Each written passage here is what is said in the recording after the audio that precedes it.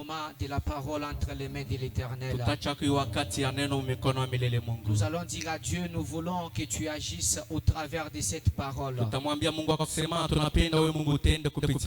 tu sois au milieu de nous, que tu nous donnes une écoute des disciples. Est-ce que nous pouvons prier dans le nom de Jésus? Nous prions, chers musiciens, on prend place, on prie. On prie. Est-ce qu'on peut prier dans le nom de Jésus? Alléluia. Prions, désirons que Dieu nous utilise. Prie, bien-aimé, prie, dégage ta voix. Arrête de murmurer, mais prie.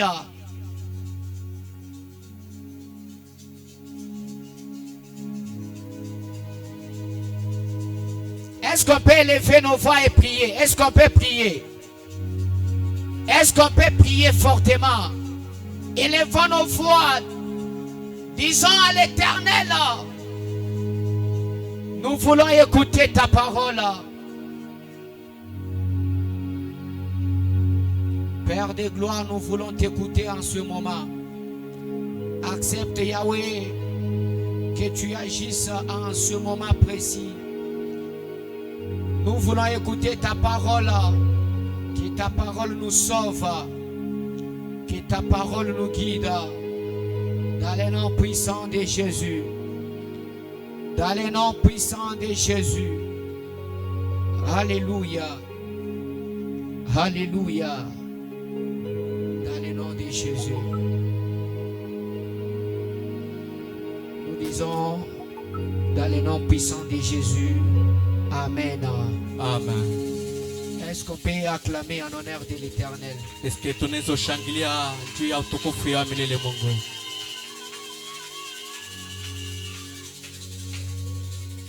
Nous allons prendre nos Bibles. Tutabeba mabiblia yetu.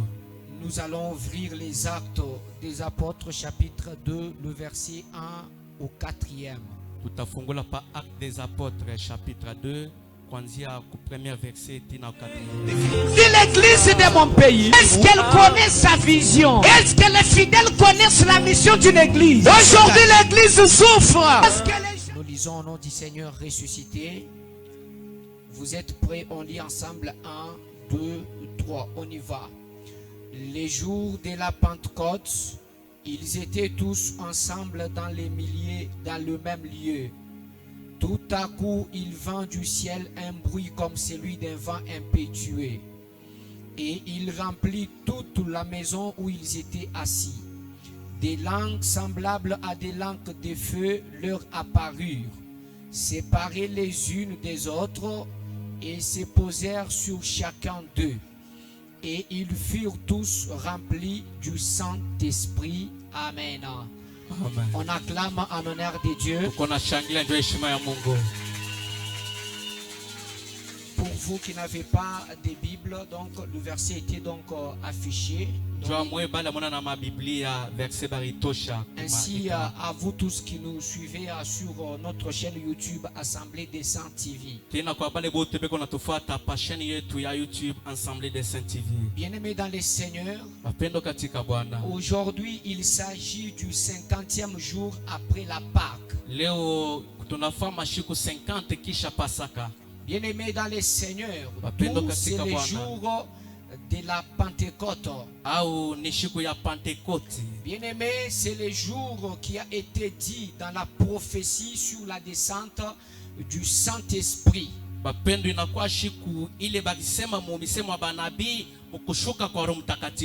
Le Saint-Esprit est descendu 50 jours après la Pâque. Est-ce que vous pouvez nous remonter la sourdine? Alors, bien-aimés dans les Seigneurs, en Israël, il y avait 3 fêtes solennelles.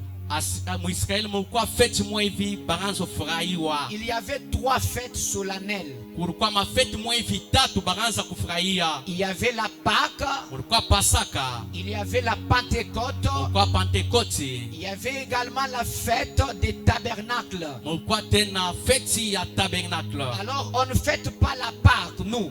Lakini chia tuingi yake mufeti ya Pasaka. Mais la meilleure façon pour nous de fêter la Pâque, Lakini namunetu mzuri ya kufurahi njoo ya Pasaka, c'est la résurrection du Christ dans notre vie. inakuwa kufufuka kwa Kristo maisha yetu. Est-ce que Jésus-Christ est déjà ressuscité dans ta vie? Ya kweli Yesu Kristo aneshofufuka kwa maisha yako. Donc il s'agit du changement. Ni kusema tutasema mambo ya mabadiliko pale. Nous autres, nous ne fêtons pas la Pentecôte, Shibengine hatuwezi kufurahi njoo ya Pentekoti. mais la meilleure façon de fêter la Pentecôte pour nous, Lakini namna mzuri ya kufurahi Pentekoti njoo c'est yetu. de désirer ou encore de s'interpeller si on a déjà reçu le Saint-Esprit ou pas. Ni kutaka au kukumbuka au kuwaza kama tuneshopokea Roho Mtakatifu au hapana. Moi, j'aimerais personnellement qu'on se pose mille et une questions. Est-ce avons déjà reçu le Saint-Esprit ou pas?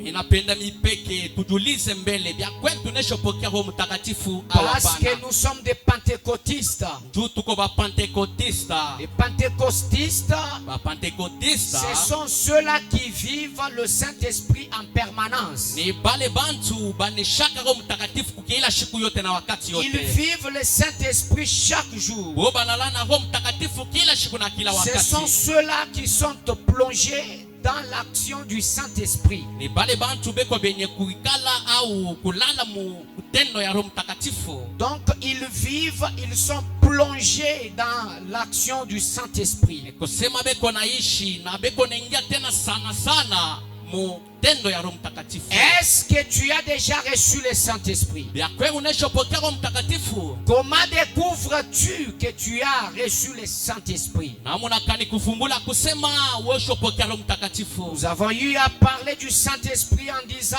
que le Saint-Esprit vient du grec. Tulisema njoo Roho Mtakatifu mkusema Roho Mtakatifu iko natokea mukigireki. Ça vient du mot grec pneumatos. Pneumatos. Iko natokea mukigireki pneumatosa. Pneumatos qui signifie le vent, Pneumatos iko naonesha mpepo. le souffle Inakuwa pumuzi ou encore l'esprit. au tena roho. Dans l'Ancien Testament, Agano ya zamani le Saint-Esprit signifiait neshama. Roho Mtakatifu anaanza kuonesha neshama. En hébreu qui signifie le souffle de la création ou la respiration lente. Muki Hebre iko naonesha pumuzi ya kupumuzika au pumuzi ya kufufukia. Dans le Nouveau Testament, on parle de roua. Mu agano mupya beko nasema njuu ya huwa. La respiration rapide. Inakuwa kupumuzika kwa mbio Ou mbio. encore les torrents qui débordent. Wala inakuwa ile chemuchemu ile inapitisha sana. Amen, amen. Amina. Un torrent qui déborde. Ile chemuchemu inapasuka chemuchemu mkubwa. Amen, amen. Amina. D'où neshama, c'est le souffle de la création. Wala neshama inakuwa pumuzi ya bumbaji. Et roua, c'est le souffle du Saint-Esprit. Na huwa inakuwa pumuzi ya Roho Mtakatifu. Bien-aimé, le Saint-Esprit Mapendo Roho Mtakatifu est une personnalité. inakuwa ni muntu. Il agit comme un homme. Inatendaka sa muntu. Suivez-moi très bien. Unifuate kwa Il mzuri. agit comme un homme. Inatendaka sa muntu. Il demeure. Inekalaka. Il rend témoignage. Inashuhudiaka. Il conduit dans la vérité. Inatongozaka mukweli.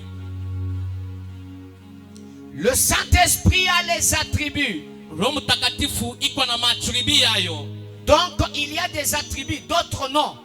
Iko na manjina ingine yayo. Le Saint-Esprit qui a des attributs comme une personne. Roho Mtakatifu iko na manjina sa muntu. Nous avons dit le Saint-Esprit c'est l'Esprit du Père. Tunasema Roho Mtakatifu inakuwa roho ya Baba. Le Saint-Esprit c'est l'Esprit de Jésus-Christ. Roho Mtakatifu inakuwa roho ya Yesu Kristo. Remontez encore un peu la sourdine. Le Saint-Esprit c'est l'Esprit du Christ. Roho Mtakatifu inakuwa esprit ya Kristo. Le Saint-Esprit c'est l'Esprit du Fils. Roho Mtakatifu inakuwa roho ya Baba tena. Et comme Dieu, Ana vile Mungu il est l'Esprit de Dieu. anakuya roho ya Mungu. Le Saint-Esprit, c'est l'Esprit de Dieu. Na roho mtakatifu inakuwa roho ya Mungu Le tena. Saint-Esprit, c'est l'Esprit de Yahweh ou éternel. Roho mtakatifu inakuwa ni roho ya Yahweh au roho ya wa milele. Alors vivre le Saint-Esprit comme roi, Kuisha roho mtakatifu sa rua qui signifie le vent rapide, iko naonesha pepo hapo muzi ya mbio mbio. c'était une promesse accomplie le jour de la Pentecôte. Ilikuwa ni malako ile litimizika siku ya Pentekoti. Et là, le Saint-Esprit est descendu. Na pale roho mtakatifu inashuka. La Bible me dit dans les Actes 2, 1 à 4. Biblia inanyonyesha mu Acte 2 verset 1 à C'était le 4. jour de la Pentecôte. Ilikuwa ni siku ya Pentekoti. Le 50e jour après la Pâque. Mashiku 50 kisha Paka.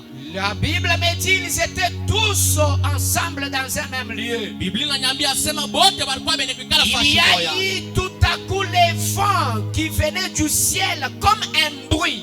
Na kuna kuwa mpepo ile kanzotokea kumbingu sama kelele. Je vous ai dit dans le Nouveau Testament, le Saint-Esprit, c'est le vent rapide. Mina meambia mu Nouveau Testament kusema Roho Mtakatifu inakuwa ni pumuzi ya mbio mbio. Le vent rapide. Inakuwa mpepo ya mbio mbio. Alors le vent là était descendu du ciel. Na ile pepo ilishuka inatokea kumbingu inashuka. Et le vent là remplit toute la maison, tous les lieux où ils étaient. Na ile pepo inajaza pafashi wote La balikuya. première des choses, Kitu cha kwanza, il y a eu des langues semblables à des langues de feu. unakuwa maluka ine kufanana kwa maluka moto. Et les langues séparées les uns aux autres. Na maluka kila mtu aanze sema muluka Et yake. ces langues-là se posèrent sur chacun d'eux. Na ile maluka irende Et ndani ya mtu wote na bote ils furent remplis du Saint-Esprit. bakajazwa kwa Roho Mtakatifu. Dès ce jour-là, Ile siku ile ils sont devenus les pentecôtistes. wanakuwa Pentekotista. Qui dit pentecôtiste? Ule kona se C'est Pentekotista celui qui vit le Saint-Esprit. ni ule kona ishi Roho C'est Mtakatifu. celui qui a le Saint-Esprit. Ni ule kona Roho Mtakatifu. Celui qui est plongé dans le Saint-Esprit. Ule kwa mwenye kuikala mu Roho C'est Mtakatifu. celui qui vit en permanence l'action du Ni Saint-Esprit. ule mtu anishaka kila siku Roho Mtakatifu. Alors bien aimé dans le Seigneur, Pendo katika Bwana. parce que vous devez tenir ceci, Unapasha kubamba hivi. vous devez recevoir le Saint-Esprit. Unapasha kupokea Roho Mtakatifu. L'église doit avoir le Saint-Esprit. Kanisa binapasha inakuwa na Roho Mtakatifu. L'église doit avoir le Saint-Esprit. Kanisa binapasha inakuwa na Roho Mtakatifu. Car dans l'enseignement sur les fondements d'une église, Juu mu mafundisho pa misindi ya kanisa il y a également les instructions du Saint-Esprit kuko instruction ya Roho Mtakatifu. pour ramener l'ordre à l'église, Jua kupeleka maruhusu mkanisa. pour la bonne marche de l'église. Juu ya mwendo mzuri ya kanisa. Bien-aimés dans le Seigneur, Mapendo katika Bwana. l'église a commencé Kanisa inaanza. depuis la descente du Saint-Esprit.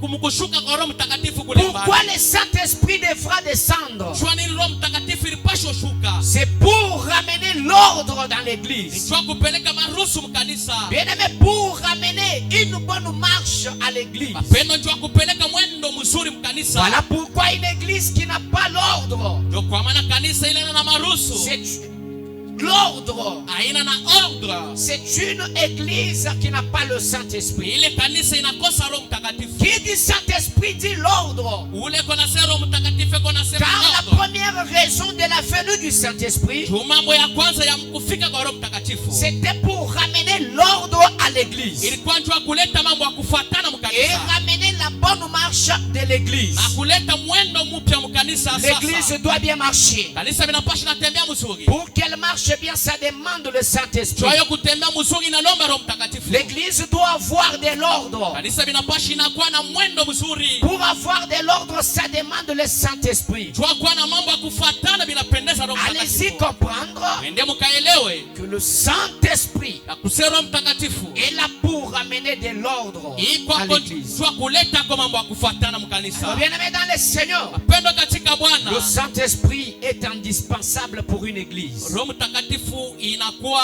mkanisa, inakuwa mafaa kanisa. Il faut le Saint-Esprit pour l'enlèvement. Binapasha Roho Mtakatifu ndio kunyanyuliwa. Retenez la deuxième des choses. Bambeni kitu cha pili. Il faut le Saint-Esprit pour qu'il y ait l'enlèvement. Binapasha Roho Mtakatifu kuyeko njoo kunyanyuliwa na kwa kuyeko. Tenez, Bambeni. Une église sans le Saint-Esprit n'ira pas au ciel. Kanisa bila Roho Mtakatifu haitapanda mbingu. Bien-aimé dans le Seigneur, Pendo katika Bwana. tu n'as pas le Saint-Esprit, tu verras pas le royaume des cieux. Hauna Roho Mtakatifu au utaona ufalme wa mbingu. Écoutez-moi vous dire, église, Munishike niambie kwa kanisa. il y a deux promesses dans le Nouveau Testament que Jésus-Christ avait laissées à ses disciples. Kuko malako mbili mu Nouveau Testament ile Yesu akachaba mitumu yake. La première promesse, Malako ya kwanza, j'irai au ciel. nitapanda Et mbingu. quand j'irai, Wakati je itapanda, vous enverrai le consolateur, tamitumia mfariji, le Saint-Esprit. Roho Mtakatifu. La deuxième promesse, Malako ya pili, j'irai au ciel. tapanda mbingu. Je pars préparer pour vous un endroit. Mimi nendo mitengeneza fashi.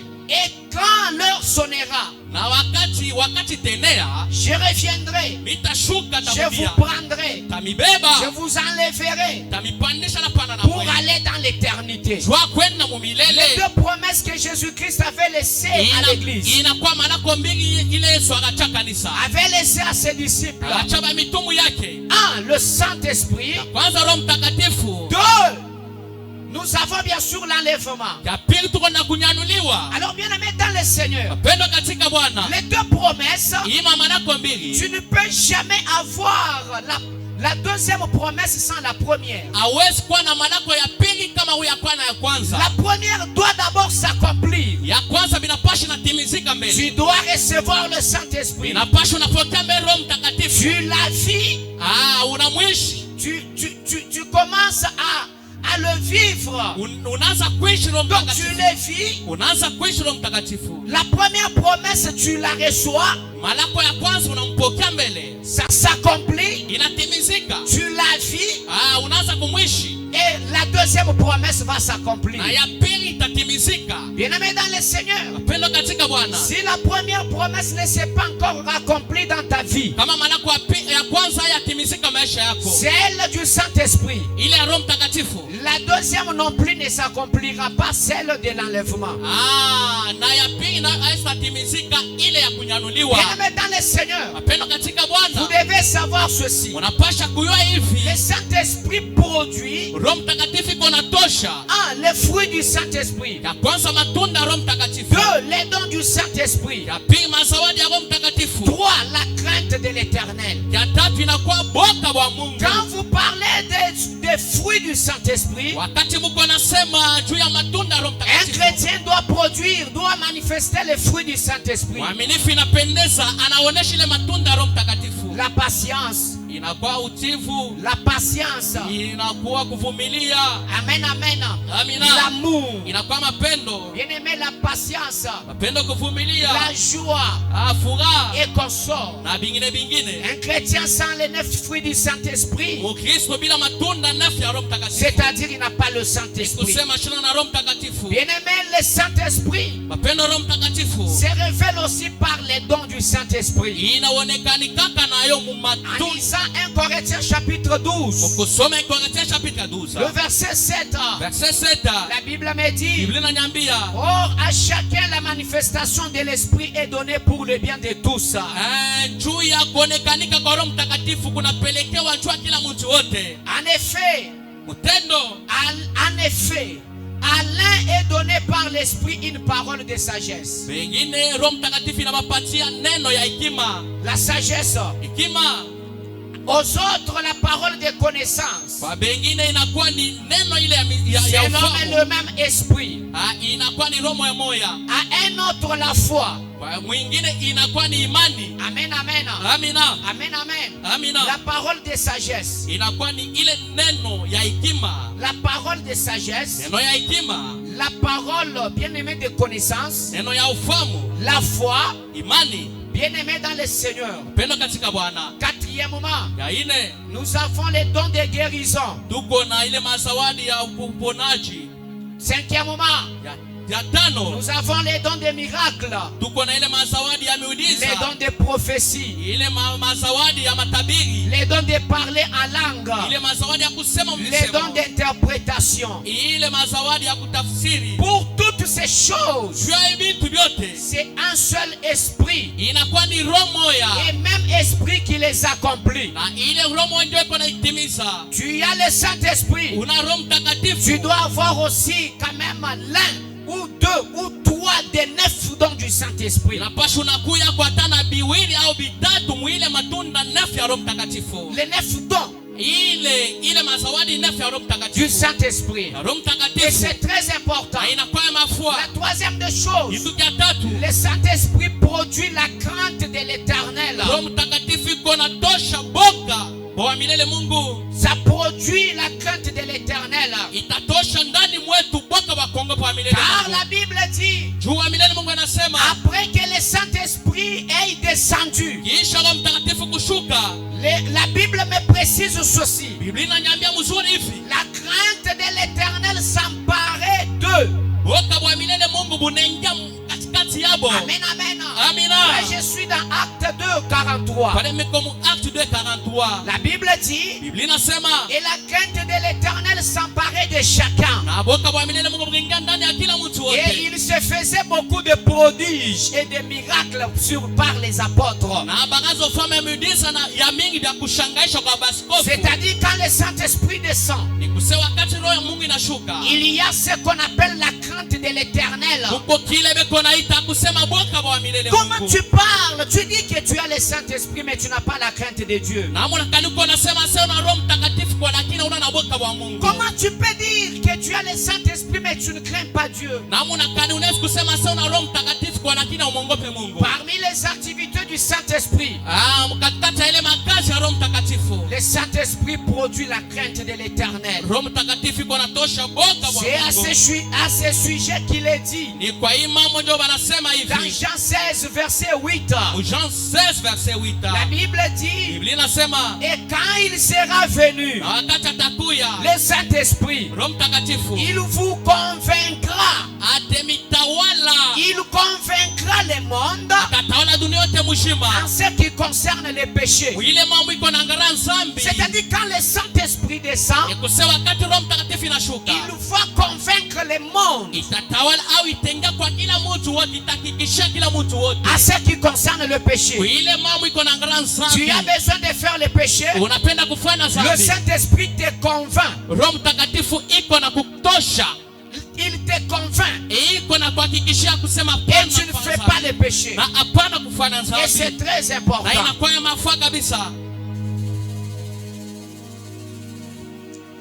Tenez, Mbambeni, tu n'as pas les dons du Saint-Esprit, tu ne verras pas Dieu. hauna na mazawadi ya Roho Mtakatifu au samonaka Mungu. Tu n'as pas les fruits du Saint-Esprit, tu ne verras pas Dieu. Hauna na matunda ya Roho Mtakatifu Tu au n'as pas la tamonaka crainte Mungu. de Dieu, tu ne verras pas Dieu. Hauna na boka wa Mungu au tamona. Bien-aimés dans le Seigneur, Pendo katika Bwana. vous devez savoir ceci, Église. Unapasha kutambua hivi kanisa. Tu ne parles pas en langue.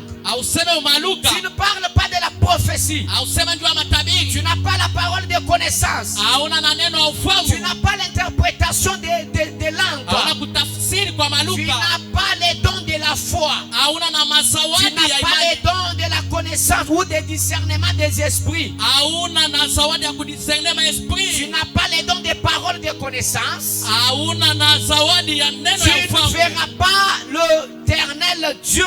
Au stamonaka wa milele Tu ne Mungu. monteras pas au ciel. Au stapandaka kumbingu. L'église sans le parler en langue ne verra pas Dieu. Kanisa bila kusemuluka bastaonaka Mungu. Bien-aimé, depuis quand tu as parlé en langue?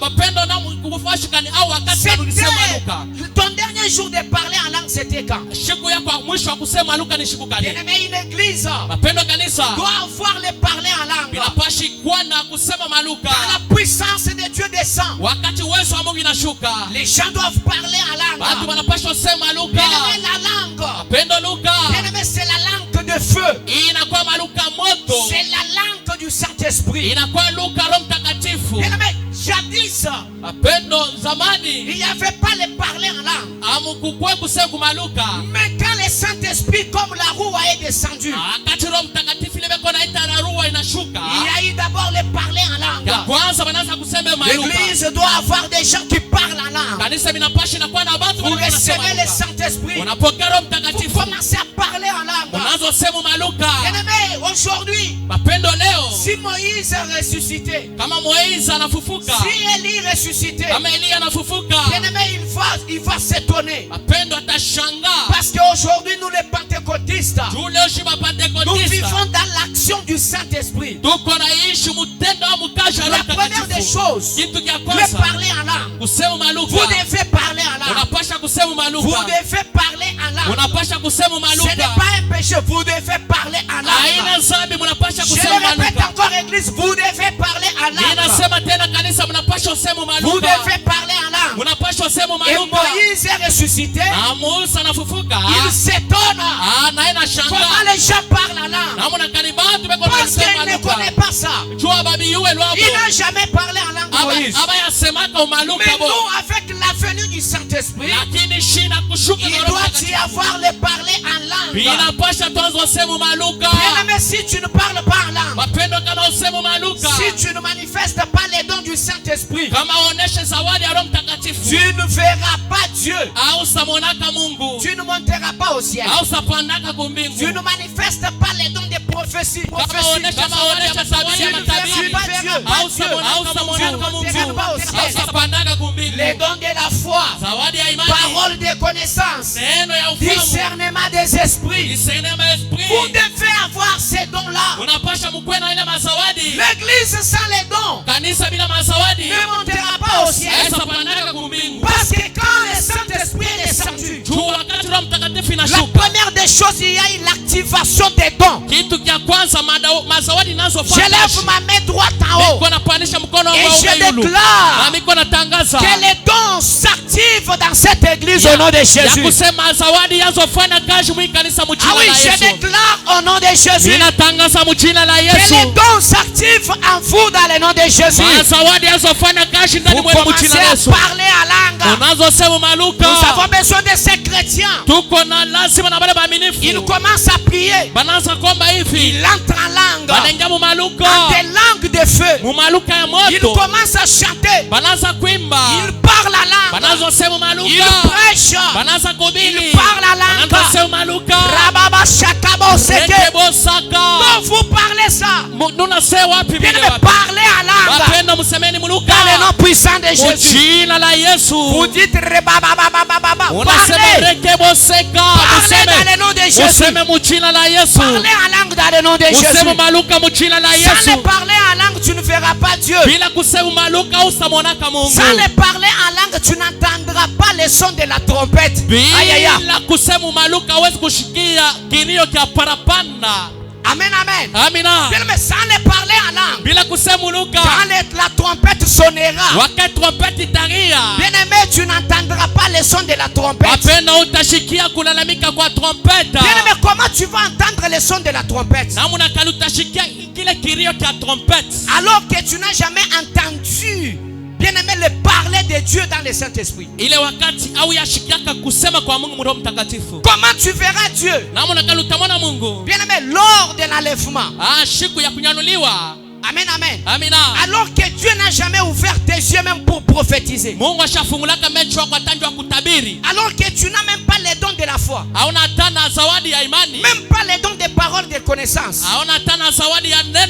Je vais parler prochainement de tous ces dons. Alors bien aimé dans le Seigneur, écoutez-moi vous dire. L'église de Dieu, écoutez-moi.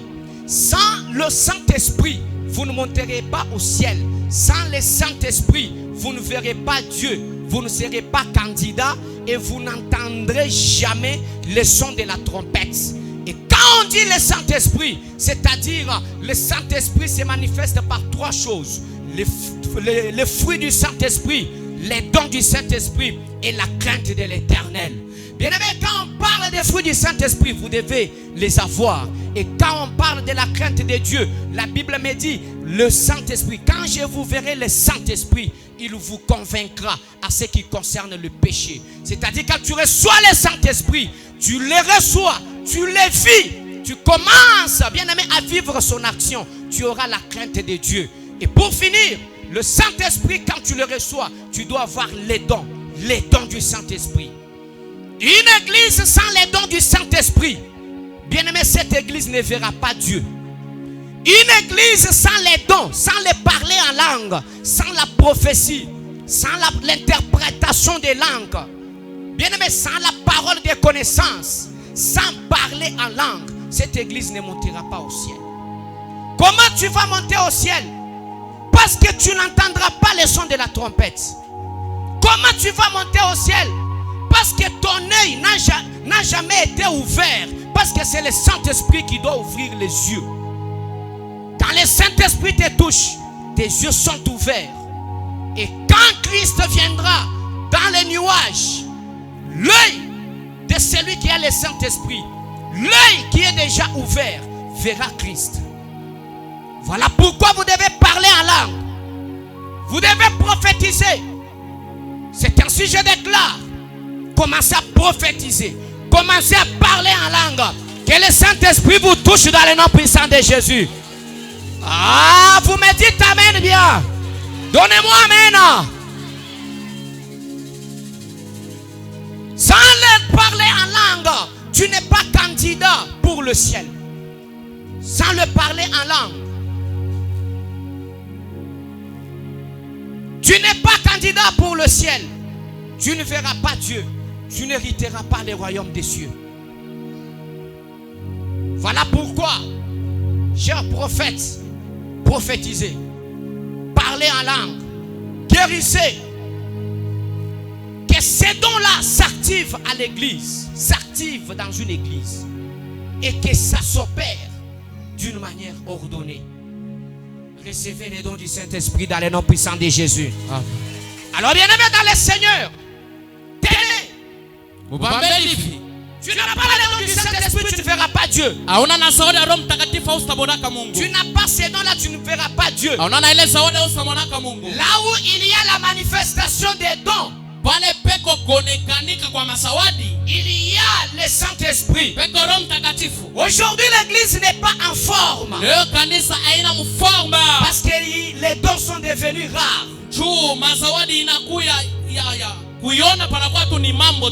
Les dons sont devenus rares à l'église. Il n'y a plus la crainte de Dieu. Il n'y a pas les fruits du Saint-Esprit. L'église a perdu sa force. L'église a perdu sa force. Parce que tout simplement, il n'y a pas le Saint-Esprit. Tout simplement parce que les dons sont devenus rares. Dites-moi, assemblée des saints, vous voulez que nous soyons forts. Mais comment voulez-vous que l'on soit fort si les dons du Saint-Esprit sont rares au milieu de nous? Si les dons ne sont pas au milieu de nous, alors je déclare, vivez les dons dans le nom puissant de Jésus. Quelqu'un qui est malade, il vient, il est guéri. Quelqu'un qui a un problème, il vient, il est prophétisé. Quelqu'un qui est bien aimé dans le Seigneur, animé par un esprit mauvais, il vient, il est délivré. C'est ça la force d'une église. Mais aujourd'hui l'église a perdu sa force. L'église a perdu sa force. Parce qu'il y a rareté des dons du Saint-Esprit. Il y a rareté des dons du Saint-Esprit. Voilà pourquoi Jésus-Christ traîne. Voilà pourquoi Jésus-Christ traîne. Jésus-Christ traîne. Tout simplement parce que vous n'avez pas encore reçu le Saint-Esprit. L'église n'a pas commencé avec la parole de Dieu ou la prédication.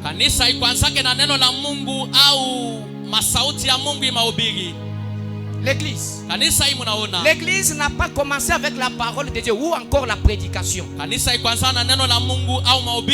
Mais l'église a commencé avec les dons. C'est grâce à ces dons qu'ils ont même commencé à prêcher. Ah oui, je pense que personne ne va me contredire. L'église n'a pas commencé, l'église primitive n'a pas commencé avec la prédication.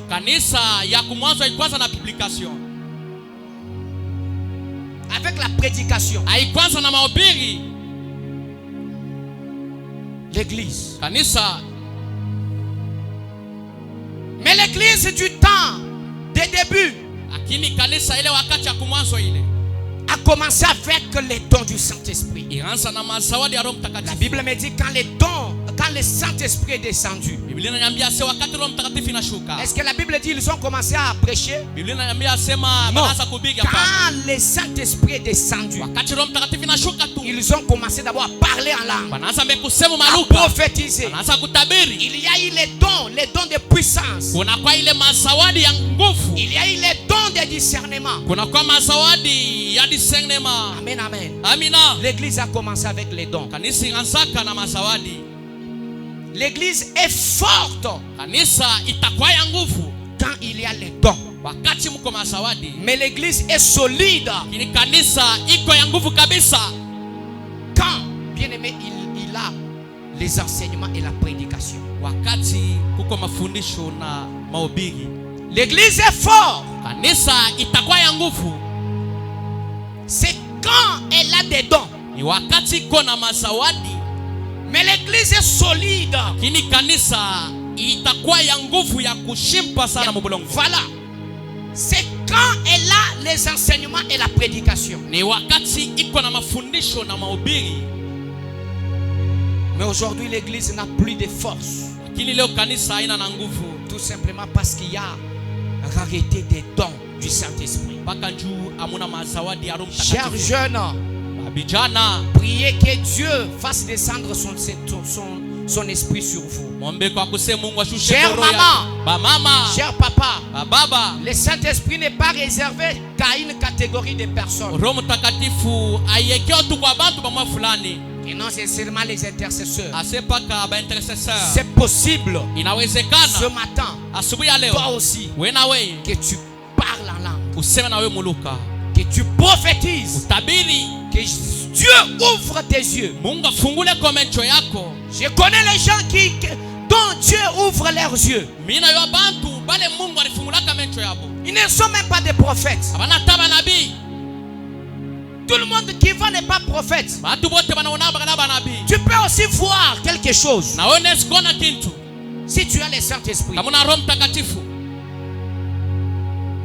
Tu peux aussi parler en langue. Na wewe unaweza sema muluka. Mais aujourd'hui, le parler en langue est abandonné, qui est dans les groupes d'intercession. Leo kusema maluka banachapaka bantu wa intercession.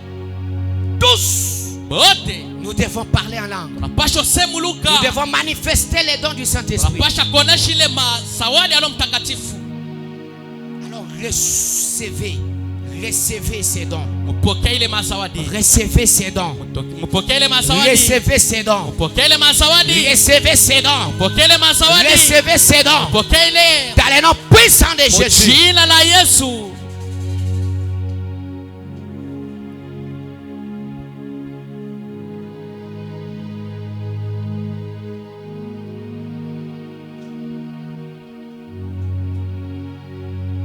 Que cette église soit forte. Ikanisa ikuye kwa nguvu. Car ce qui fait la force d'une église, ce sont les dons. Ile kunafanya nguvu ya kanisa inakuwa ni mazawadi. L'église n'a pas commencé avec la prédication, Kanisa haikuanza na mahubiri, mais l'église a commencé avec les dons. lakini kanisa ilianza na mazawadi. Ce qui fait la force d'une église, Ile inafanya nguvu ya kanisa. l'église primitive, Kanisa kumwanzo ce qui faisait sa force, ile ranzo fa nguvu yayo c'était les dons. ilikuwa ni mazawadi tu. Mais attention, Lakini mfanye ange c'est la prédication, inakuwa ni ce mahubiri, sont les enseignements inakuwa mafundisho qui ont fait les fondements de l'église. chenye inafanya musindi ya kanisa. L'église est mature Kanisa itakuwa ya bantu bakubwa quand elle est enseignée. wakati kwenye kufundishiwa sana. Mais l'église est forte Kanisa iko nayo ya nguvu quand elle a les dons. wakati iko na mazawadi. Alors soyez des matures dans le nom puissant de Jésus. Mkuye kwa bantu bakubwa mujina la Yesu. Soyez maintenant aussi forts dans le nom puissant de Jésus. Mkuye kwa na mweba nguvu mujina la Yesu. Car la force, ce sont les dons. Nguvu inakuwa ni mazawadi. La maturité, c'est l'enseignement. Bukubwa inakuwa ni Vous mafundisho. allez trouver dans une église, Utakuta mkanisa il y a tous les dons. muko mazawadi yote. Mais les immatures, Lakini aba ya komea bengari batoto tu. les immatures, Aba ya komea ils prophétisent comme s'ils jouaient. beko na tabiri sabe kona cheza. Comment vous les prophètes, vous amusez la galerie quand vous êtes en train de prophétiser? Namuna kanimwe ba prophet muko na alabisha kanegi wakati muko na tabiri. Toi, maman, Pousse d'abord ici. Est-ce que moi et toi on se connaît? C'est comme disait le pasteur Marcelo. Que non, les prophètes sont comme, ils ont les mêmes traits comme s'ils viennent d'une seule mère. Amen, amen. Pourquoi vous ne pouvez pas prophétiser avec maturité? Parce qu'il y a manque d'enseignement. Maman, est-ce que moi et toi on se connaît? On s'est déjà vu. Est-ce qu'on se connaît? Allez, pousse ici. Les prophètes. Quand vous verrez un prophète dire ça, c'est un immature. Il n'est pas enseigné. Bien aimé dans le Seigneur, un prophète n'intimide pas. Amen, amen. Un prophète n'intimide pas. Intimider les gens, gronder les gens, voir les gens comme sans valeur. Un prophète n'humilie pas les gens. Amen, amen. Wewe tu prophète wa vulana bilamba mukachumwa abantu bishi. Wewe unakuwa nabii wa kuvulana mavazi katikati ya abantu je. Mama. Kwachi batoni jijana nguba prophète. Donc bakajibaka jila don kabena ni enseignement. Akina bana na mafundisho. Don wa mwingi. Zawadi yabo iko mzuri. Kwa luton wa ujuenze bukola wa église. Juma zawadi yabo iko nafanya nguvu ya kanisa. Mais enseignement. Lakini mafundisho. Ujufila maturité buntu bukulungu. Iko napeleka ko bukubwa. Prophète Kolai. Banabi mukomeye niko. Prophète Kolai. Banabi wetu mukomeye niko. Cher prophète que vous qui me suivez, Kolai. Ba prophète bale kona tufuata mukomeye ko. Prophète katu intimider bantuto. Prophète ashifokia ke bantu. Prophète katu kanina bantuto. Prophète ashifokia ke bantu. Bajano ni terme yumo ai. Banala pana kusema kumoya kumoya. Seme. Chofa mbele. Ngake beshi bwachi ba prophète bobo kabatu. Babigilana mu français to. Najuliza asema njua nimba nabia baitanake mu français. Mvumu chamba mwabe jua jituku mu enseignement. Mikisemaka hapa shiku mwingine mu mafundisho. Pinje nsangu junga mbilenyi. Sasa Mungu weko nanyambia. Kanyi kiteleshi. Weka nikishikia. Kuna bwa kwamba ni osi moteleshi. Wewe sema kwa sesi moshiki. Ba prophet bo baba bigilana na muchiluba. Banabi bena itana paka muchiluba. Munjina ya mutumbo. Amina. Fa prophète wo bawe bigilana mujina ya muchiluba. Banabi bena itana pa munjina muntumbo tu. Kiji zambi umanya bishi, zambi umanya nja muchiluba kimu umanya koja mu français. Nikusema ngwanashoa pa ya muntumbo shiwe ko tu ya inji. Ngambi la jina jam muchiluba jamos.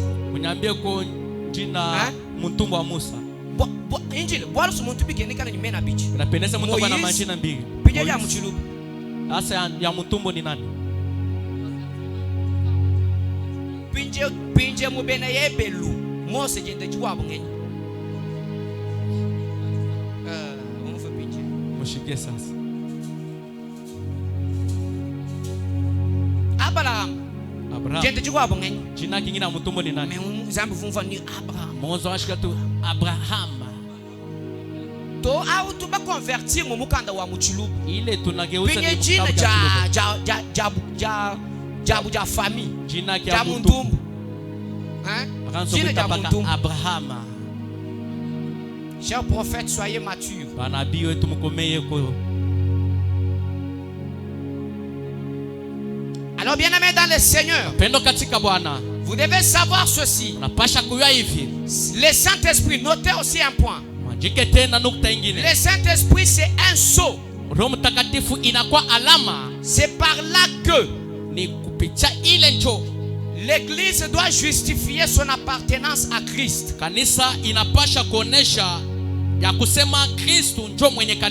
Amen, amen. Amina. Une église qui n'a pas le Saint-Esprit, c'est-à-dire il n'a pas le sceau du Christ. Car le Saint-Esprit, c'est le sceau. Quand une église commence, bien aimé, il y a un sceau qui est posé. Un sceau. Tu tampes. C'est ça le Saint-Esprit. Une église sans le Saint-Esprit, c'est comme un document sans sceau, sans cachet.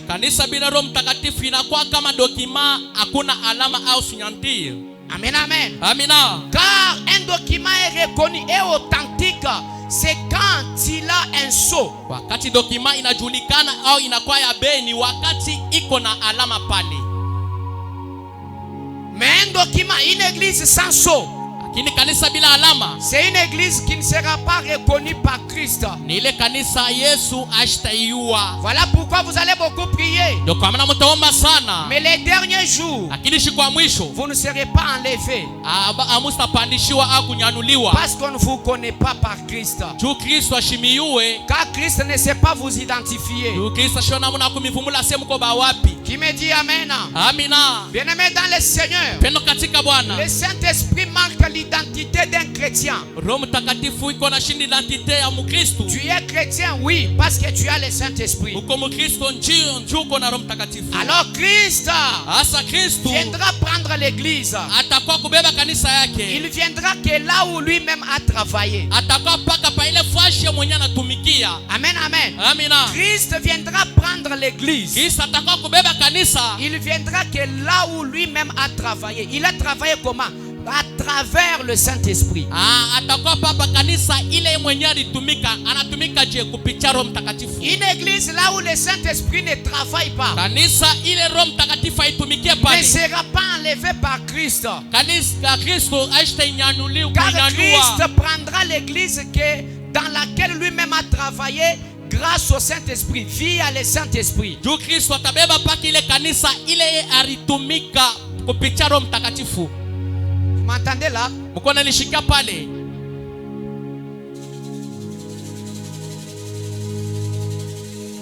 Notez, Mjikeni. le Saint-Esprit est une colombe. Roho Mtakatifu inakuwa ni kolomba. Luc 3:22. Luc 3:22. La Bible dit, Biblia inaniambia et le Saint-Esprit descendit sur lui Roho Mtakatifu inamshukia sous une forme corporelle comme une colombe. sana muna mwevi ya kufanana na kolomba au ndege mwa kolomba.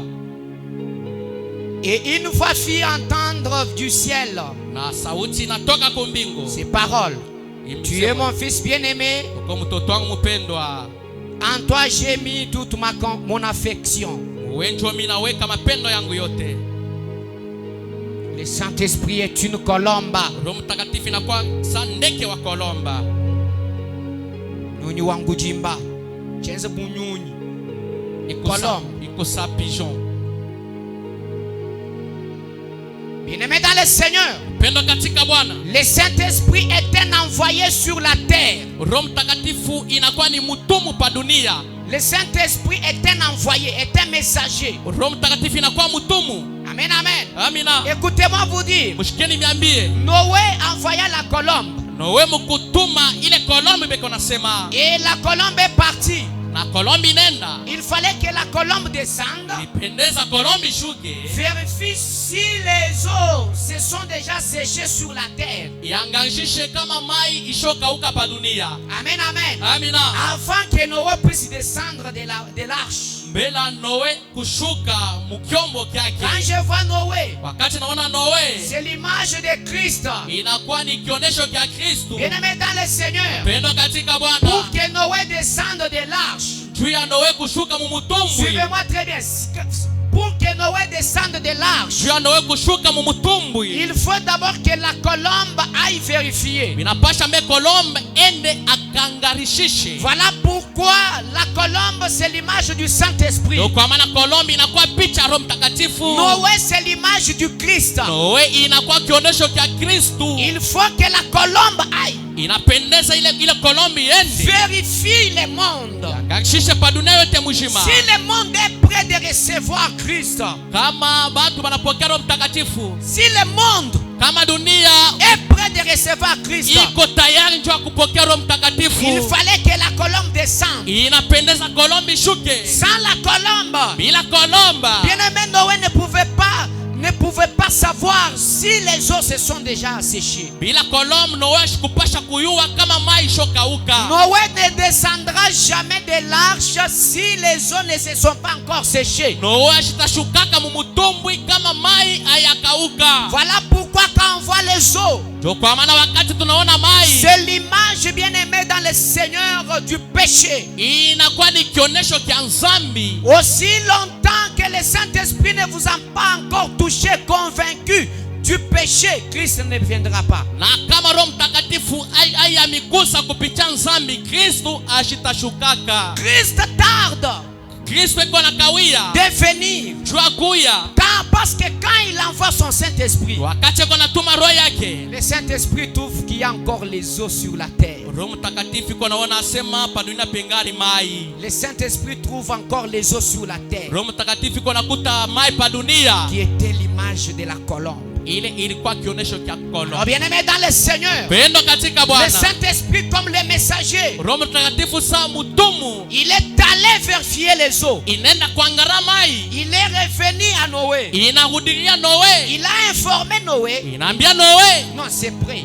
aseni tayari. Tu peux maintenant quitter l'arche. Unaweza kushuka sasa mutumu. C'est le Saint-Esprit. Inakuwa Roho Mtakatifu.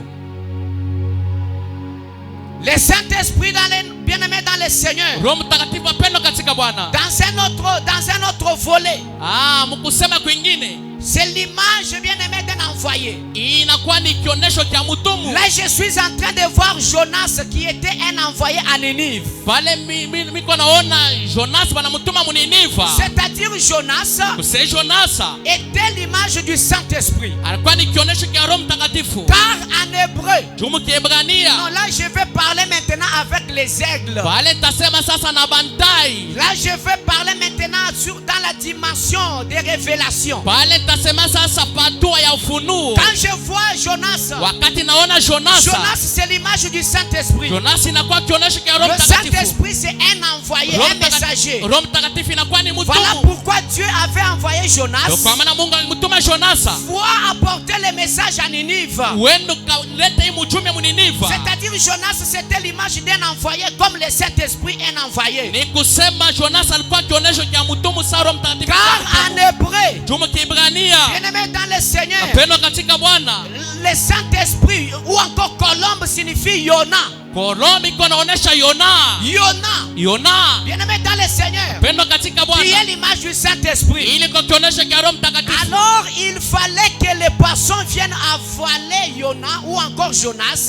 Asa ilipendeza kusema samaki ikwe imumeze Jonas. Puis avaler Jonas, Imumeze Jonas. le poisson qui est l'image de Jésus-Christ. Ile samaki iko kionesho cha Yesu Kristo. Jonas qui est l'image du Saint-Esprit. Jonas inakuwa kionesho cha Roho Mtakatifu. Pourquoi l'image du Saint-Esprit? Jua nini kionesho cha Roho Parce que Mtakatifu? Jonas c'est un envoyé. Tu Jonas anakuwa mutumu. Le Saint-Esprit c'est un envoyé. Roho Mtakatifu inakuwa mutumu. En hébreu Jonas, Kiebrania Jonas. bien-aimé, ça peut s'appeler Yona. Badnes kuita tena se Yona. Et Colombe aussi, Na Kolombo na ye. qui est le Saint-Esprit, Ile ko Roho qui Mtakatifu. est un envoyé, Ile ko mutumu. en hébreu s'appelle Yona. Mukiebrania benaita Yona. Alors il fallait que les poissons viennent, Ilipendeza samaki kuye. avalent le Jonas, Imeze Jonas. qui allait faire, qui voulait changer de direction. Ula ngazo kubadilisha njia ya Quand il pendea. avale Jonas, Wakati anameza Jonas. quand on voit les poissons, Wakati unaona samaki. les poissons c'est l'image du Christ. Samaki inakuwa kionesho cha Kristo. Est-ce qu'un aigle peut me dire Amen? Ya kweli ntai anaweza kuitika kwa Est-ce mina. qu'un aigle peut me dire Amen? Kukwa kontai mwana anaweza kuitika mina. Fais-moi d'abord ça, fais-moi d'abord ça. Fambele hivi, Ça fambele c'est hivi. maintenant la dimension des aigles. Ili inakuwa ni hatua ya bantai. Bien-aimé, le poisson en hébreu, Mapendo samaki mkebrania. ça s'appelle Nouna. Beko nasema nuna. Et en grec, Na mkigreki. ça s'appelle Ishtousa. Beko nasema ishtusha. Y, qui signifie Yesu. Iko naonesha Yesu. CH ou encore Che, CH au sha. qui signifie Christos. Iko naonesha Kristosa. T ou encore TH qui signifie Theos. Au TH iko naonesha Theosa. C'est l'image de Dieu. Inakuwa kionesho kia Mungu. Theos. Theosa. Voilà pourquoi quand on parle de la théologie, on dit théos. Théos, c'est-à-dire Dieu. ndio kwa maana wakati tunapenda kusenjwa teolojia Et là, nous voyons aussi U. na pale tuko naona u C'est-à-dire Ios. ni kusema iosa En grec, Kigreki c'est l'image d'un fils. inakuwa kionyesho cha Et là, mwana nous voyons S. na pale tunaona esa Soterios. soteriosa Qui signifie sauveur. iko naonesha mkombozi C'est-à-dire, ni kusema Jésus-Christ est comme le Fils de Dieu Yesu Kristo anakuwa sa mtoto wa Mungu qui se révèle comme un sauveur de l'humanité ule anajionyesha sa mwokozi wa ulimwengu mzima et qui se révèle dans un poisson. iko anajionyesha tena msamaki. Est-ce qu'un aigle peut me dire amen? Kuko ntemo efanesi kuchika amina. Alors il fallait que les poissons puissent avaler Jonas. Asa ilipendeza kusema samaki ameze Jonasa. Quand le poisson avale Jonas, Wakati samaki na mesa Jonasa. bien-aimé dans le Seigneur, Apendo katika Bwana. c'était Jésus-Christ qui a reçu le Saint-Esprit ou encore qui a reçu un esprit sans mesure. Inakuwa ni Yesu Kristo alipokea Roho Mtakatifu akupokea roho ya kupita. Amen, amen. Amina. Sans mesure, bila kipimo. Amina. Amen, amen. Amina. Un aigle me dit amen. Taimbe chika kome amina. Un aigle me dit amen. Amina. Un aigle me dit amen. Amina. Mais les poissons qui a avalé Jonas, Ule samaki alimeza Jonasa. c'était Jésus-Christ. Ilikuwa ni Yesu Kristo. Parce que Jésus-Christ était l'image d'un poisson. Juu Yesu Kristo alikuwa kionyesho cha samaki. Amen, amen. Amina. Car le poisson en hébreu, Juu samaki mkiebrania. ça s'appelle ainsi. Beko naita hivi. Ishtusa. Ishtusha. Quand on décortique ces lettres, Wakati tunaingia vous allez mwisemo hii. comprendre Utaelewa. que c'est Jésus-Christ Ya kuseni Yesu Kristo. comme le Fils de Dieu Sa mtoto wa Mungu. et sauveur de l'humanité Kombozi wa dunia. qui se révèle dans un poisson. Ule kona jionesha msamaki. Alors il fallait que les poissons là Ilipendeza ile samaki. puissent avaler Jonas. Imeze Jonasa. Jonas qui est un messager. Jonasa anakuwa mtumu. Car Jonas est messager. Juu Jonas mtumu. Or le messager, Na mtumu. c'est le Saint-Esprit. Inakuwa Roho C'est la Mtakatifu. colombe. Inakuwa kolomba. Voilà pourquoi la colombe, Yokamana kolomba. en hébreu, ça s'appelle Yona. Ukiibrania benaita Yona. C'est-à-dire Jonas. Nikuse Donc Jonasa. Jonas était le Saint-Esprit Nikuse Jonasa alikuwa ni Roho Mtakatifu. ou un envoyé. Wala mtumu. Et Christ, c'était le poisson. Na Kristo alikuwa ni Il samaki. fallait maintenant que Christ puisse avaler Jonas. Ilipendeza sema Kristo ameze Jonasa. Quand Christ avale Jonas, Wakati Kristo anameza Jonasa. c'était l'image de Christ qui avait un esprit sans mesure. Ilikuwa ni kionesho cha Kristo alikuwa na roho ya shipo kipimo. Bien-aimé, c'est à ce sujet qu'il est écrit. Mapendo ni kuima moja banandika En hivi. Jean chapitre 3 verset 34. Jean chapitre 3 verset 34. Bien-aimé, Christ a reçu un esprit sans mesure. Kristo alipokea roho ya shipo kipimo. Alors dans l'eau, Asa mumai. c'est-à-dire l'eau, Ni kusema hai. c'était aussi l'image des nations, Inakuwa tena picha ya mataifa. l'image du monde, Picha ya dunia. l'image des langues. Picha ya maluka. Selon Apocalypse 17 verset 13. Kufuatana Apocalypse 17 verset Tout 13. Christ dans le monde Kristo mulimwengu a reçu le Saint-Esprit, a reçu l'Esprit sans mesure. anapokea roho ya shipo kipimo. Écoutez-moi encore monter de dimension. Muichike tena ni pande hatua. Un aigle me dit amen. Taimwa ichike kwa mina. Un aigle me dit amen. Taimwa ichike kwa mina. Un aigle me dit amen. Taichike kwa mina. Je monte de niveau. Miko na panda hatua. Quand je vois Ninive, Wakati naona Niniva. Ninive avait 120 000 habitants. Ninive ilikuwa na batu 120,000. Amen, amen. Amina. Ninive avait 120 000 habitants. Ninive ilikuwa na batu 120,000. Ninive avait déjà péché. Ninive ilikuwa ishofa zambi. Quand nous voyons 1000, Wakati unaona mila. la Bible dit devant Dieu 1000 est égal à 1. Biblia na sasa kumbele ya Mungu 1000 ni kuonesha 1. Quand vous faites des calculs, Wakati munachanga hivi yote. ça devient 120 personnes. Inakuwa 120 personnes. Or dans la chambre haute, Chumu nyumba ya yulu. la chambre haute, Mwile nyumba ya yulu. là où le Saint-Esprit était descendu, Pale kwa mtakatifu ilishukia. bien-aimé dans le Seigneur, Pendo katika Bwana. il y avait 120 personnes Mulikuwa 120 personnes. qui avaient reçu le Wale Saint-Esprit, walipokea Roho Mtakatifu. c'est-à-dire Jésus-Christ, Kusema Yesu Kristo. qui est le poisson Anakuwa samaki. qui a avaler Jonas, ili na meza Jonasa, qui est le Saint-Esprit, ile koro mtakatifu, pour aller le dévoiler à Ninive. jua kwenda kumtapikia Muniniva. Ninive qui est l'image de la chambre haute qui a reçu le Saint-Esprit. Niniva inakuwa Aïe, kionyesho aïe. linalopokea Roho Bien-aimés Mtakatifu. dans le Seigneur, Wapendwa katika l'heure Bwana, est arrivée wakati inafika où nous sommes de Ninive, ile shitu kama Niniva, où nous devons recevoir le ile Saint-Esprit, tunapenda kupokea Roho Mtakatifu, où nous devons recevoir le ile Saint-Esprit. tunapasha kupokea Roho Alors je Mtakatifu. déclare, Niko à natangaza ma qualité d'homme de Dieu, upako wangu wa utumishi wa que Mungu Jésus-Christ, ya kusema Yesu qui Kristo est le poisson, ule ko samaki, puisse déverser, bien-aimé dans le Seigneur, dévoiler, bien-aimé Jonas, qui est l'image du Saint-Esprit sur vous. Yesu Kristo ule ko samaki atapike ko Jonas ule ko kionyesho cha Roho Mtakatifu maisha Vous me yenu. dites Amen, vous les aigles, on avance. Unasema amen mwe bantai, tunaendelea. Vous me dites Amen, vous les aigles, on avance. Unasema amen mwe bantai, tunasonga. L'image de Ninive, c'est la chambre haute. Kionyesho cha Ninive inakuwa nyumba ya yulu, C'est la chambre haute. inakuwa nyumba ya Pour yulu. recevoir le Saint-Esprit, Kwa kupokea Roho ça Mtakatifu demande d'être dans une chambre haute. inapendeza ukuwe mnyumba ya yulu. Voilà pourquoi dans la chambre haute, Ukama na mnyumba ya yulu il y avait 120 personnes. mulikuwa bantu 120, Et pourtant Ninive nayo Ninive avait 120 000 personnes. ilikuwa na 120,000 personnes. 1000, c'est l'image de un devant Dieu. Mili iko naonesha kamwe mbele ya C'est-à-dire Mungu. quand Jésus-Christ, Wakati Yesu Kristo qui est le poisson, ule ko samaki est allé dévoiler Jean-Baptiste et Amen. Jonas. anenda kutapika Jonasa, Bien aimé, c'était l'image de Jonas, le Saint-Esprit. ilikuwa kionyesho cha Jonasa. Ninive a reçu le Saint-Esprit. Ninive inapokea Roho Ninive Mtakatifu. a reçu le messager Ninive inapokea qui mtume était venu de Christ. ile inazotokea kwa Kristo. Christ qui est l'image du poisson. Kristo ilikuwa kionyesho cha Aujourd'hui, je samaki. déclare Leo mimi natangaza que Christ vous envoie son esprit dans le nom de Jésus. Kristo ametumia roho yake mjina la Yesu. Ah, que Christ vous envoie son esprit dans le nom de Jésus. Kristo ametumia roho yake mjina la Que Yesu. son esprit descende sur vous. Roho yake imeshukie. Bien-aimé, que l'esprit descende sur vous. Roho ya Mungu imeshukie.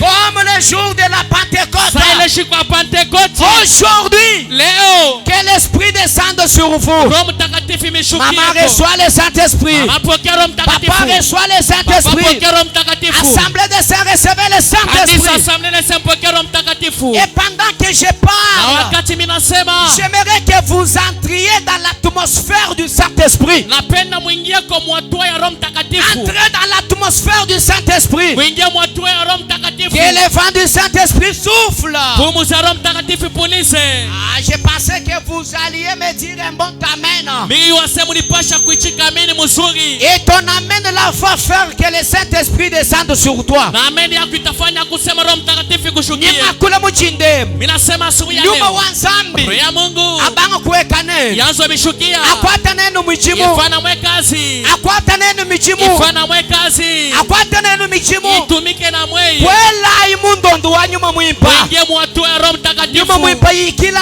Roho neno. Mtakatifu isumura na mwei. Akachilai nyuma mwimpa. Upokea Roho Mtakatifu. Akachilai nyuma mwimpa. Upokea Roho Mtakatifu. Akachilai nyuma mwimpa. Upokea Roho Mtakatifu. Akachilai nyuma Upokea mwimpa. Roho Mtakatifu. Akachilai nyuma mwimpa. Upokea Roho Mtakatifu. Mumbanza ye. Muma nyumba yenu. Mubisalubye. Muma kusoko yenu. Akachilai nyuma mwimpa. Upokea Roho Mtakatifu. Ni anji ngakula. Hapa miko nasema. Nyuma wa nzambi abanga kunulenga. Roho ya Mungu yazwa migusa. Nyuma wa nzambi akwata neno Roho ya Mungu muchimu. ikamate na mwe kazi. Bieji bibanga kukanguka. Masawadi yazwa fungurika. Bieji bya myakulu. Masawadi ya maluka. Bieji bya profesi. Masawadi ya Bieji matabiri. bya guérison. Masawadi ya matunzo. Bibanga kukanguka. Yazwa fungurika. Recevez le Upokea Roho Saint-Esprit. Mtakatifu. Recevez le Upokea Roho Saint-Esprit. Mtakatifu. Reçois. Pokea. Reçois. Pokea. Reçois. Pokea. Reçois. Pokea.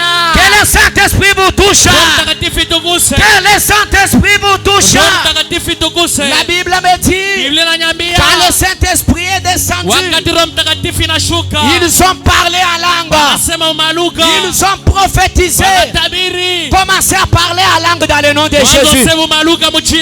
Oui, des langues semblables à des langues de feu. Commencez à prophétiser dans le nom de Jésus. Le Saint-Esprit, pour finir, c'est le consolateur. Bien-aimé dans le Seigneur, après le départ de Jésus, c'était une tristesse pour les disciples. Il y avait les disciples qui avaient abandonné leur boulot. Judas avait abandonné l'argent. Bien quand bien même il avait trahi. Matthieu, il avait abandonné les taxes. Pierre avait abandonné la barque. Qu'est-ce que ces disciples pouvaient dire aux gens? Les gens pouvaient se moquer d'eux. Vous voyez maintenant, Christ est parti. Christ est parti. C'était une déception. C'était une désolation. C'était une honte. Bien-aimé dans le Seigneur, mais il aurait fallu que le Saint-Esprit descende. Bien-aimé le consolateur, là où il y avait un vide, pour que le Saint-Esprit vienne remplacer ce vide-là. Je suis en train de dire à quelqu'un qui était brisé. Je dis à quelqu'un qui était brisé. Je dis à quelqu'un qui était déçu. Je dis à quelqu'un qui était déçu. Je dis à quelqu'un qui a connu l'échec. Qui avait l'argent, mais il n'a plus l'argent. Tu as un vide. Tu as un cœur brisé. Alors je déclare, je parle à cet homme-là, que le Saint-Esprit, le consolateur, te console dans le nom de Jésus. Ah, ton amen m'inquiète. Ton amen m'inquiète. Dis-lui que voisin tu as raté. Dis-lui que voisin tu as raté. Dis-lui que voisin tu étais distrait. Dis-lui que voisin tu as raté docteur. Dis-lui que voisin docteur déclare. Il faut dire amen. Alors je déclare encore, toi qui étais brisé, toi qui as fait la déception, malumakuita, mutusama, zumukwani kufuta, makuta makola, bien-aimé malons compliqué, muchima weba, uchumikala umatamashi, jingambile muntu wa mujinde, nyuma wanzambi, bachiba mubikila bwase nyuma musambi, abanga kusamba mioyo yenu mujina ya Yesu. Si moi j'étais toi, j'allais dire un bon amen.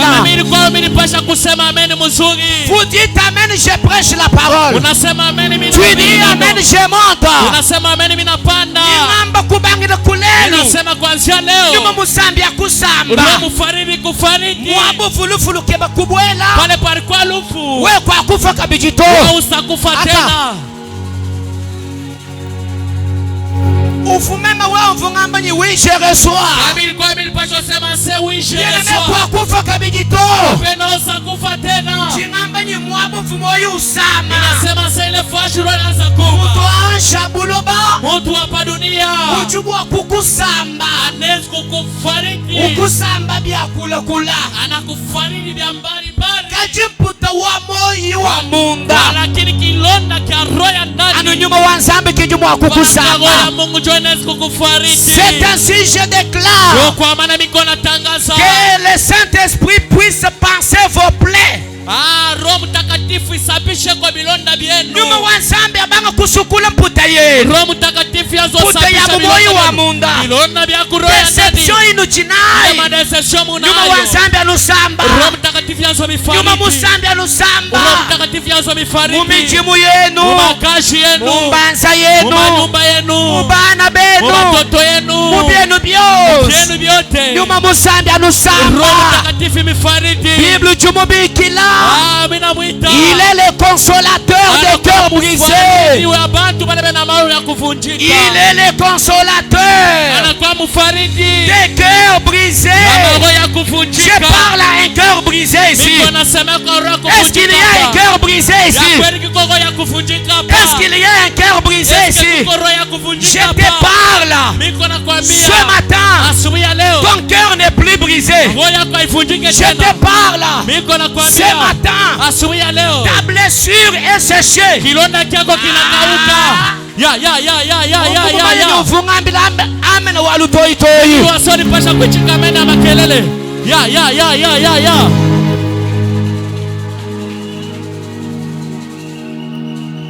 Soyez consolés dans le nom de Jésus. Mufarijiwe mu jina la Yesu. Que le Saint-Esprit vous touche. Roho Mtakatifu miguse. Soyez consolés. Mufarijiwe. Soyez consolés. Mufarijiwe. Recevez. Wewe pokea. Là où il y avait un vide. Pale palikuwa washi. Là où il y avait un Pale vide. palikuwa washi. Je mobilise. Miko nimetumikisha. Je mobilise. Miko na mobilize. Un vent de miracle. Pepo ya miujiza. Ya. Je mobilise. Miko natumikisha. Ce matin. Asubuhi ya leo. Je mobilise. Miko na mobilize. Je mobilise. Miko naita. Le vent de miracle. Pepo ya miujiza. Là où il y avait le vide. Pale palikuwa washi. Recevez le vent de miracle. Mpokea pepo ya miujiza. Allez. Ya. Quand tu dis Amen, ça fait. Wakati unasema mimi nafanyika. Quand tu dis Amen, ça se fait. Unasema mimi Quand nafanyika. tu dis Amen, ça se Unasema fait. mimi nafanyika. Recevez le Pokea Roho Saint-Esprit. Mtakatifu. Inga kule muchinde. Niko nasema asubuhi ya leo. Chindi yanga koka.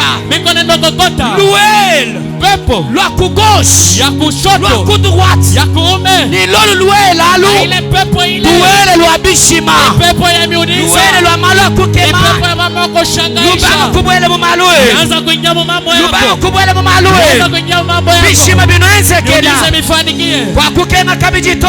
Utateswa tena. Biwikalu vuke bakufa. Mwanzo utafuta Kwa kufa. kufa kabijito. Utakufa. Biwikalu busama. Mwanzo lukula. Bisama lye bajashiki. Magonjwa kinaisha. Chinko kaluwela. Niko na kokota pepo. Luwele lwa guérison. Pepo ya matunzo. Alléluia, kajina mu jina la Yesu. Mipokela mu jina la Lwa Yesu. kajina mu jina la Yesu. Mipokela mu jina la Lwa Yesu. kajina mu jina la Yesu. Mipokela mu jina la Yesu. Ya. Haleluya. Que le vent la souffle dans le nom de Ile Jésus. pepo polisi kwa mu jina la Yesu. Alléluia, le consolateur. Mfariji. Recevez le Saint-Esprit. Pokea Roho Mtakatifu. Recevez le Saint-Esprit. Pokea Roho Mtakatifu. Recevez le Pokea Roho Saint-Esprit. Mtakatifu. Dans le nom puissant de Jésus. Jina la Yesu. Alléluia.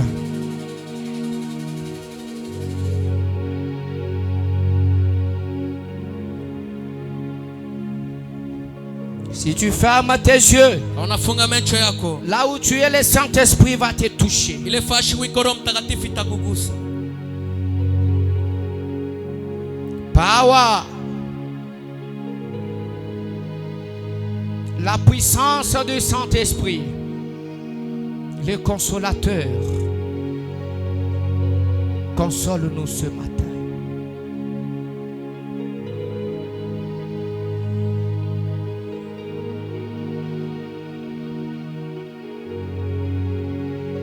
Dans cette atmosphère, bien-aimé, écoutez comment le Saint-Esprit va vous toucher. Penda umshikia namna kana Roho Mtakatifu itamigusa. L'atmosphère du Saint-Esprit, Hatua ya Roho Mtakatifu. le Dieu puissant. Mungu wa nguvu. Je mobilise maintenant Niko na kokota sasa. l'atmosphère du Saint-Esprit dans la salle. Hatua ya Roho Mtakatifu ndani ya kanisa. Ah oui, qu'il descende. Ishuke. Ah, oui, il est là. Yo ile. Il est là. Yeule. Il est là. Yeule. Il est là. Yeule. Cher Saint-Esprit. Alléluia. Bien-aimé, dis à l'Éternel dans ton cœur, touche-moi. Penda mwambia Mungu mroho yako asema uniguse. Tu commences à prier, tu dis à l'Éternel, touche-moi. Anza kwa mwambia Mungu asioniguse. Prie dans le nom puissant de Omba Jésus. katika jina la Yesu. Prie dans le nom de Jésus. Omba katika jina la Yesu.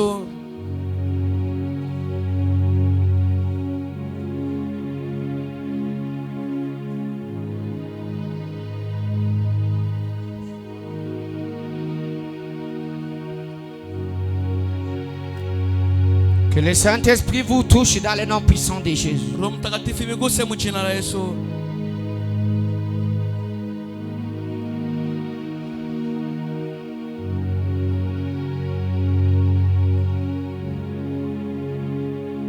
Alléluia. Que les dons s'activent désormais en vous dans le nom de Jésus.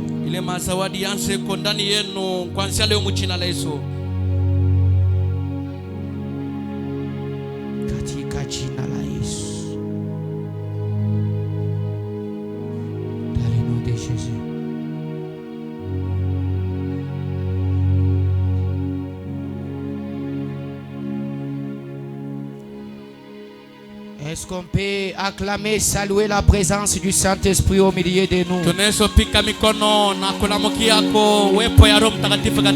Est-ce qu'on peut acclamer, saluer la présence du Saint-Esprit au milieu de nous? Alléluia.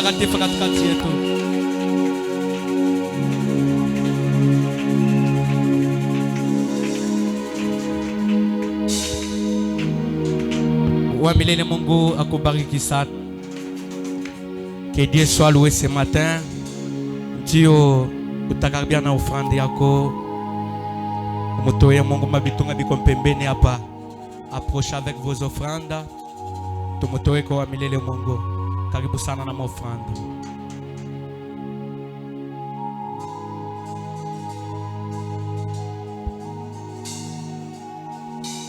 Unana na kukaribia na maofrande hii bitunga biko pakachikachi ni mangagement ile muribeba ya maloyer na bingine kama muribeba engagement karibia kwa pakitunga kia pakachikachi hapa.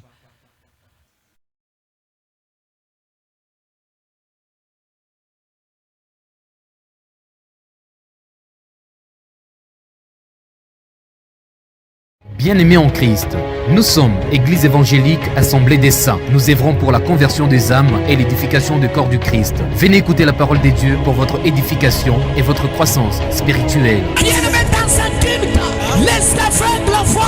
Dans un culte, bien-aimés, les malades sont guéris. La puissance de la délivrance est déversée. Dans un culte, il y a la puissance céleste qui est déversée. Alors nous devons respecter les cultes. Bien-aimés dans le Seigneur, à l'église, c'est Dieu qui est l'autorité morale. Chaque mercredi, de 16h à 18h et dimanche, de 8h à 11h. Ah oui, venez prier aussi sans cesse le mardi, de 6h à 7h et vendredi, de 6h à 9h pour votre délivrance. Surtout en passant la louange.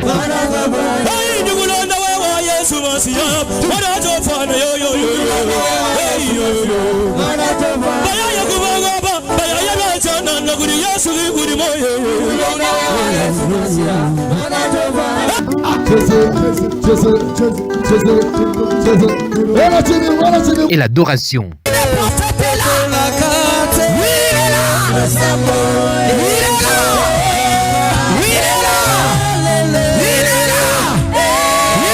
Nous sommes sur la route Kasumbalesa, quartier Kisanga Péage, référence à Rikimuchi. Suivez aussi nos cultes en ligne sur notre chaîne YouTube et Facebook. Assemblée des Saints TV. Pour toutes vos requêtes, appelez. Chukwa dimanche, tonzo karibie kumomisa mbele ya saa. Njwele mimi kwa nayo kwa lakini miko na karibisha ni paka ye baba yetu le Reverend Dr. Simon. Wakati kuna karibia tunapogele tena mikono njwe heshima Mungu. Il y a une petite chose à rectifier. J'avais dit le vendredi que ça c'est la semaine de prière. Amen, amen. Donc c'est ce que j'avais dit le vendredi. Mirambi abantu vendredi, pas le Turomba, c'est ma semaine. Tout à l'état programme bien précis. Parce que la dernière semaine, il y a moi. Hein? Tout quoi, moi, embarras de choix par rapport à la façon il est tourné ou planifié. Je me dis que quand je connais dans la couchofa, quand j'ai juin, séminaire. Hein? Alors, mercredi, enseignement y quoi? 16h30. Maintenant, vendredi. Parce que dimanche prochain, il y a quoi le 26? Il y a quoi déjà fin du mois. Donc vendredi, samedi, dimanche, tu as quoi la prière il y a 3 jours. Il y a Mangaribi. 16h30, 18h30. Amen, amen.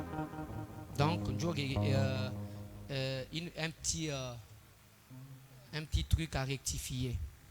On a comprendre, hein? Programme ya semaine vile ni semaine ya mwisho. Ni maombi yetu ile ya nini ya 3 jours. Vendredi, samedi, dimanche. 16h30, 18h juste. Vendredi, samedi, dimanche prochain tout comme Mangaribi 15h na 18h. On a noté programme, hein? Ngambulu muchulub lumbi ngoyelo. Tudini enseignement mudisa 16h30 ni 18h juste. Muji na ikakweni disambila to pije muji tano chibilu chetu chibang. Chetu chandikelo wangondu yonsu cha 3 jours. Muji tano 16h30 tout démarrer. 18h30 tu maquilles. Samedi 16h30 18h30. Dimanche à partir de 15h30 tini 18h30.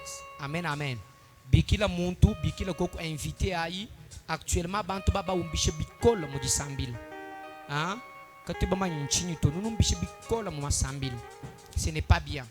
Alors, communiquer mko abu, on veut beaucoup nous rappeler problème wa engagement wa loyer jusque là bantu bon skimba ko file ngondu vent court. Parce que déjà les 5 jours, les 5 après déjà le ming, les 3. Bikene déjà tout fout à Kabidjiloye. Nous nous filons doublement.